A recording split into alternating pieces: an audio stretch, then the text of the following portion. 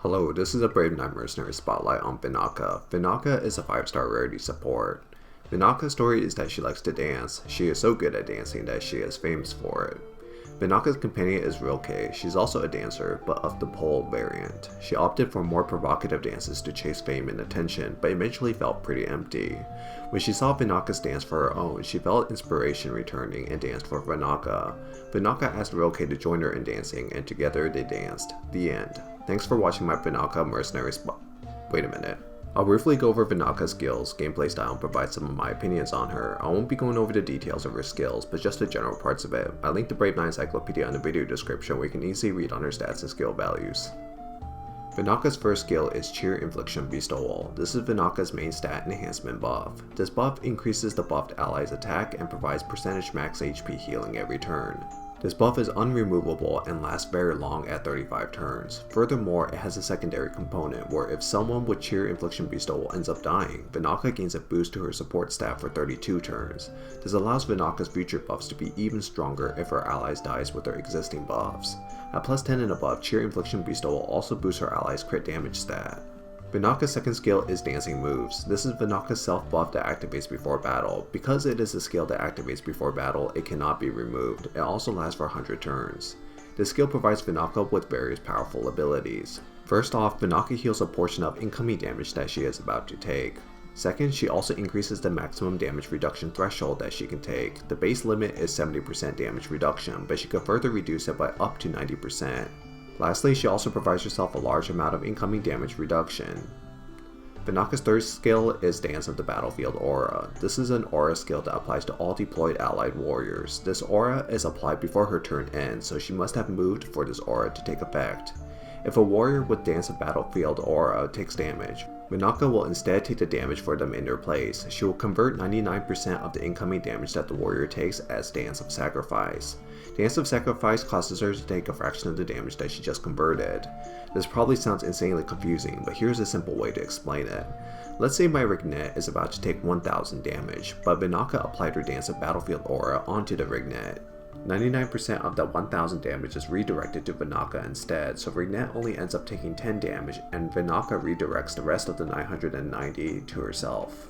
It sounds kinda bad that Vanakka ends up taking a lot of damage, but Dance of Sacrifice makes it so that she only takes a portion of that damage.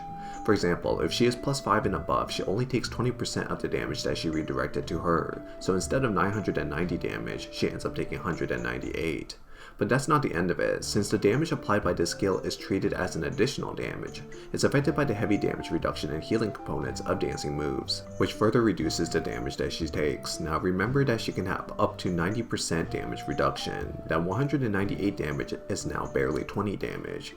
There's also agility and etc, which can further reduce the damage, but you kind of get the idea. So in a situation where Rignet should have taken 1000 damage, she ends up taking 10 and Vanakka took 20. That's pretty strong. The skill has a few additional components to it that I should mention. First, it has a mention that Vanakka cannot receive buffs other than immunities and purifications. If you had plans to pair Vanakka with Sola or provide a heal buff to her, it's not going to work. Second, Dance of Battlefield Aura cannot be removed with removal skills, it only goes away when Vanakka dies. Third, the aura does not work against DOTs or shock damage. Fourth, the aura does not work against direct damage. Fifth, Vanakka's own crit stats will affect the damage that she receives when she converts other people's damage to Dance of Sacrifice. This means that her own crit stats can be detrimental to her. Do note that her healing can also crit, so it may have some counterbalance there. 6. The aura only lasts 18 turns, so it's possible to end up in a situation where the aura can disappear before Vanakka's next turn, although this situation may not be as common. This skill is incredibly mechanic heavy, but the main takeaway from this is that Vanakka essentially shields her fellow warriors and takes damage for them. The amount of damage absorption that she can take for warriors is very impressive, so do not underestimate it. Vanakka's awakening skill is Purification. Vanakka removes all removable debuffs from her buffed allies. Vanakka is a support who's heavily focused on sustaining warrior heavy compositions. Vanakka's support tiles are decent, and she sports the 4 tile range that goes backwards. Her offensive buffs are solid, providing a large amount of attack, crit damage, debuff purification, and turn-by-turn healing, while also having a scaling mechanism where if her allies die with the buff, Vanakka's next round of buffs will be stronger. If she is buffing only warriors, it will be hard to take advantage of her growing support stat component of her main buffs, because she also protects her warriors from dying, but if you put other units like defenders, mages, and supports in her support tiles, then that's where the support growth can come to play. Vanakka herself boasts insane amounts of incoming damage reduction, and further increasing the damage reduction cap for herself. Most uniquely of all is her aura, which activates on her turn and allows her to take damage in place of her warriors. This has a lot of utility in protecting otherwise fragile warrior units and allowing them to sustain and fight. Vanakka herself is well suited to mitigate as much damage for her warriors as possible, given her natural healing. Venaka shares a few weaknesses. She carries massive amounts of damage reduction, but her actual defense and HP stat are among one of the lowest in the game. Fixed damage, direct damage, and barrier ignoring attacks are very viable methods to kill her. Furthermore, she carries no natural immunities, meaning all kinds of stigmas, DOTs, stats weakenings, and attack interferences can affect her. She also does not bestow any immunities to her allies either, and despite providing decent offensive buffs, she does not provide crit rate. Venaka is played similarly to how you play Sola or most other supports. You want to keep her fairly well protected in your formation, even if her damage reduction makes it seem like she'd be invincible otherwise. Venaka prefers Vitality runes to help her absorb damage for her allied warriors. You want one flat Vitality rune and one percentage Vitality rune, both with HP boosting substats. I'll go over what Vanakka counters. Vanakka is interesting as a counter support because she can reduce effectiveness of many enemy units for your warriors.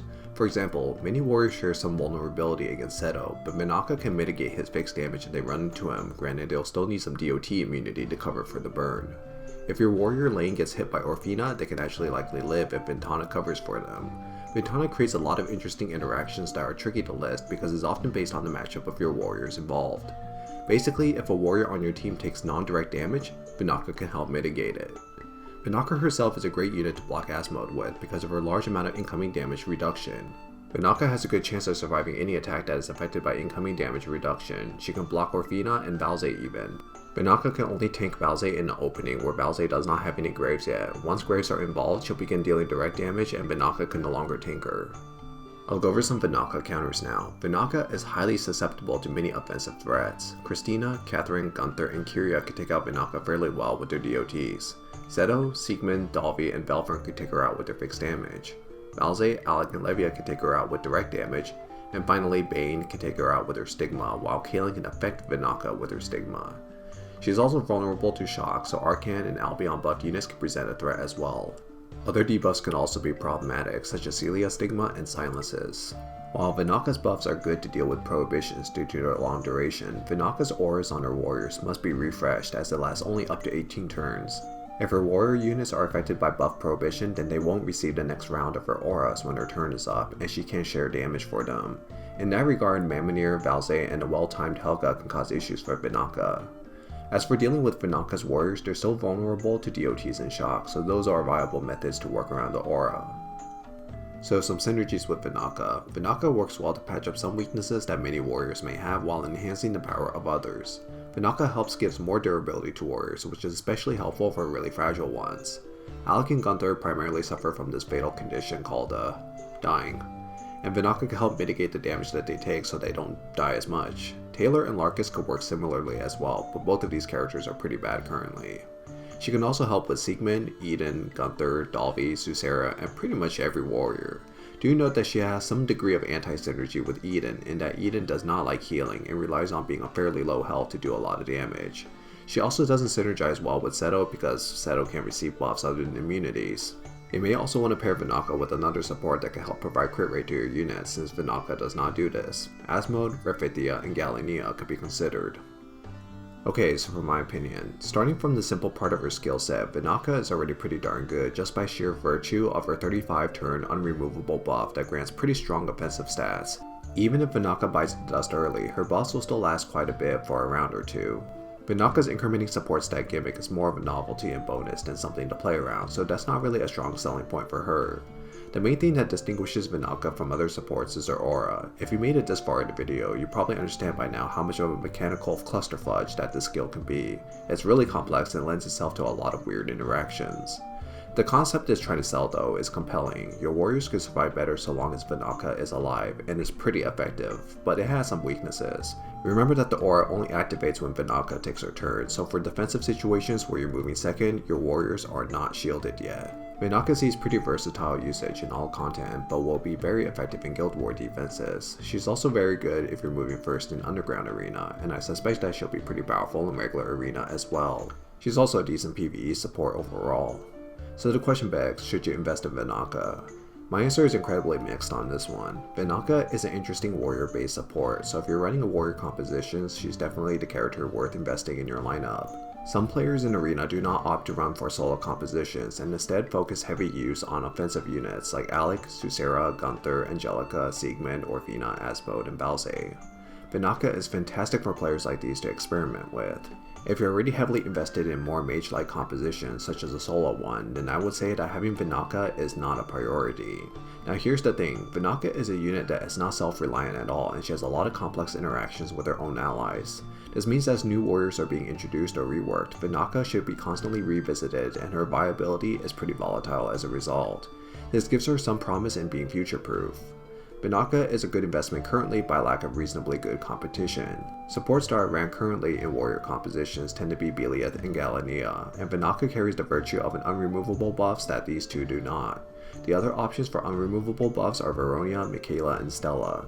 Veronia suffers from single target buff syndrome, whereas Michaela is just really average, and Stella, well, let's not talk about Stella.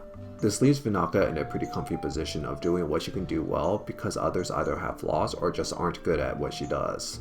Basically, I think she's a solid pick overall, but as I said earlier, if you're already knees deep in building a mage composition with Sola, then don't feel the need to abandon your plans and build Venaka yet. If you're a fairly new player, then Venaka is actually a pretty good unit to have since new players tend to have a lot of scattered units, and among them are many warriors. Vanakka has pretty good coverage of buffs too, providing decent offensive buffs and healing, and you could always rely on many good 4-star supports to provide immunities. Vanakka has a fairly steady skill progression that kinda works pretty well right off the bat at +0 even, but her offensive buffs are fairly weak at this stage. She does not have any major spikes aside from +10 where her buffs now provide crit damage. A lot of her skill levels are gradual improvements, so she benefits from a slow and steady build.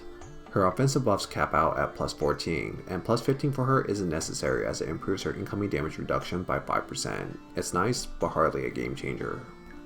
Overall, it feels like Venaka was designed to be the alternative to Sola. Whereas Sola helps promote mage compositions, Venaka is the one who helps promote the warrior compositions. She's a pretty fun character to use once you get the hang of her, and she has a lot of good things to look forward to. She earned her cheerful demeanor. Thanks for watching my Vanakka Mercenary Spotlight. Stay tuned for more. Thank you.